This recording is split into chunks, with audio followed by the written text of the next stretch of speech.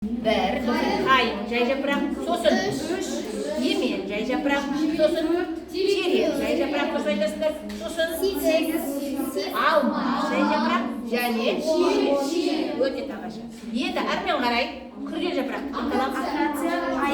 акация, сосын емен, бұршақ, талшын, шаған, шиен. Өте тамаша. Өте жақсы орындадыңдар балалар. Енді екінші тапсырма. Аша қойыңыз. Екінші топтың тапсырмасы. Бізге бағана мен айтқан түсіндіргенім. Үшінші топтікі дайын ба? Үшінші топ дайынсыздар ма сендер? Так. Бері қарай жазбай-ақ қой, мынаны қараңдар. Мынаумен жұмыс жасаймыз. Бірінші нөмірлі бізде үстіңгі эпидерма. Так, екінші бағаналы жасуша. Так, үшінші үстіңгі кутикула.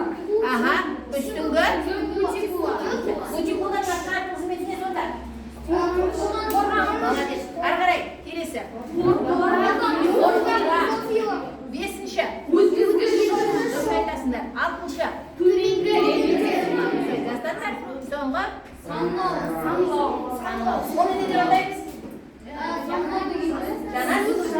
Жанаспалы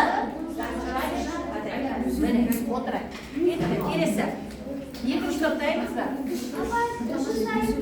Так, үшінші топ төрт па? Так, үшінші топ дайынсыздар ма?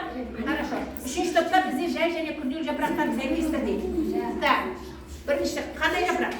Мынау қандай жапырақ? Дұрыс айтасыздар. Екінші үшінші мынау жай жапырақ па?